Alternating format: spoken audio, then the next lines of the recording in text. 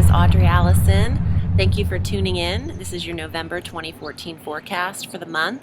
I'm happy to be here, and I'm happy to announce that I quit my day job, so I am available a lot more often on YouTube.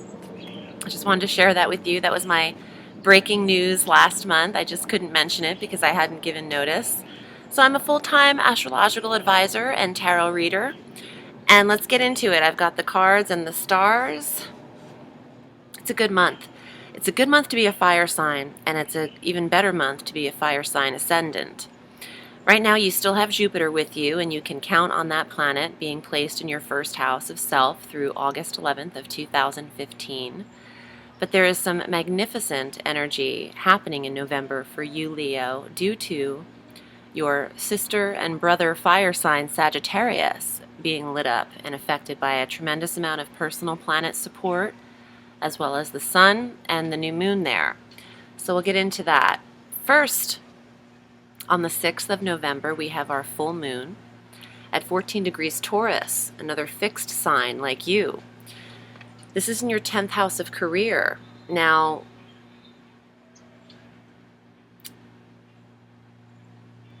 I'm just thinking, I was thinking about Saturn and how that's placed in Scorpio, and it's been squaring you for so long. And this full moon will square you as well. But the 10th house of career, there's something coming to an ending. The full moon is bringing an awareness or an ending to the 10th house sector of recognition and retirement, social status, stature, and career recognition. So you could find that you're making a transition at this time in regards to the 10th house of career. It could be that you're ending things, or you're ending the main area of career, and you're about to start something new on the new moon of the 22nd of November. If something isn't ending in regards to the 10th, it could be that you just become very aware of certain aspects of that house that weren't illuminated before the full moon. This is the only full moon you'll get this year in your 10th house of career, so something will be triggered there, and it will relate differently to different people.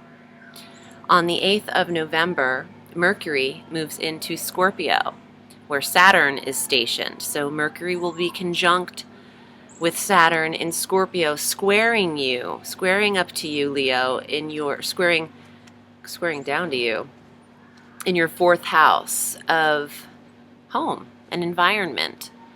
So, this is interesting, and I want to say this because it could apply to a lot of people out there, because it's applying to me as a Leo ascendant. And one way is that, like I said earlier, I left a position just before this full moon in the 10th, the last week of October. So that full moon energy exists. It's culminating.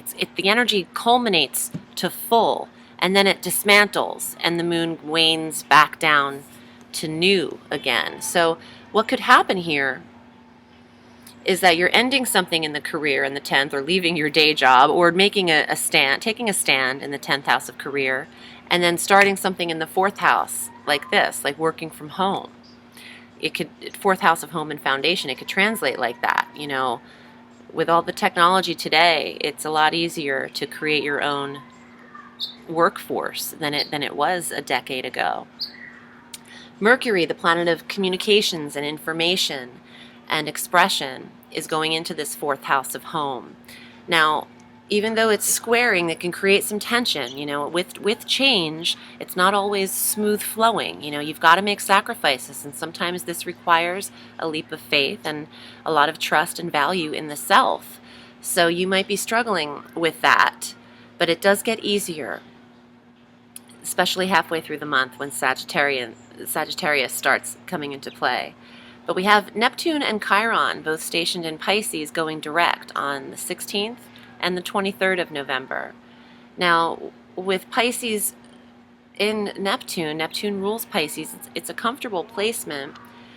However, Neptune is a very delusional planet when it's direct. And now that it's going direct, it's time for people to put their rose-colored glasses on, not take them off, but they're seeing things a little hazily, just a little dreamy, and this is in your 8th house of shared resources. So before making the change in the career to the home or to the retirement or the status of yourself, make sure you have your shared resources in the 8th house in order. Because Neptune direct in your 8th house of shared resources could make you not see things very clearly, not see the resources that you have very clearly. On the 16th as well, Venus transits and into Sagittarius, and now from the 16th on until the end of November, this is where it's all hit up. We have Mars that's already stationed in Sagittarius as of October. But now Mars will be conjunct with Venus, both the male and female energy, into Sagittarius, into your 5th house of fun and pleasure and creative endeavors and romance and children. All things fun and magical is the 5th house. On the solar wheel, that's the house Leo rules. That's your house. You like that house. You love it there. You love gambling. You love your sports bets, your leisurely activities, taking a leisurely stroll. But now, Mars will be conjunct Venus in this 5th house, working a lot of beautification and energy into this sector. You're going to want to gamble. You're going to want to do fun things. You're not looking for too much restriction. You're going to blow off Saturn. You're like, listen, man, not this month. Then the Sun on the 22nd, which it always does, enters Sagittarius in this 5th house. In addition to the Sun entering Sag on the 22nd, that's the day we also have our new moon at 0 degrees Sagittarius.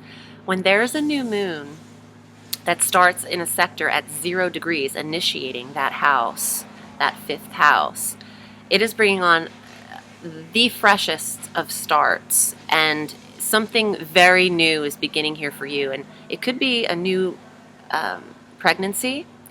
It could be a new, if I pull the Empress in here, we'll know that's about pregnancies for some of you. But it could be a new creative endeavor that's really burgeoning and blossoming, starting. You know, the seeds are being planted in a big way, and there's a lot of action now to initiate that. The 5th house, Sagittarius, on the 22nd, new moon with the Sun conjunct Venus, conjunct Mars, and then conjunct Mercury on the 27th, who also joins the party in your 5th house of party on the 27th.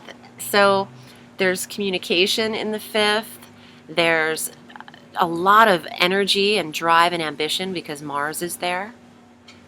There's beautification and smoothing over of relationships with children because of Venus there. There's also money for fun and leisure activities because of Venus there, because she governs both the heart and the resources. I'd like to get into the cards because I've been really feeling them. I'm always feeling them. But today I just really like the reading aspects of these forecasts. So let's see what the cards have to say for Leo for November of 2014. And I'd also like to tell you viewers that I am available for readings all through the week, definitely. All hours through the week too now. But if you'd like to reach me for a private reading, my site is audreyallison.com, and you can reach me there. And on Facebook at Audrey Allison Astrology and Tarot. Let's see what Leo's focus is. 6 of Wands, fire for Leo. This is achievement, accomplishment, award and recognition. The 10th house of social status and stature. But also, this is getting what you're due, receiving the recognition and the awards that you're due from maybe some hard work or some passion or skill that you've put a lot into. The fire could be indicative of 5th house of creativity. The 5 of Cups. You know, I pulled this in the reading before this. Breaking of position. This could be about the full moon in the 10th, breaking free from the confines of conformity and social structure. A breakthrough, new possibilities. And this could be involving the new moon, the newness. But it might be time to separate yourself. The birds are taking flight in 2 very opposite directions. It might be time to separate yourself. You know, I'm getting something. Do you see how these vases are on the shelf? and this one must have fallen off.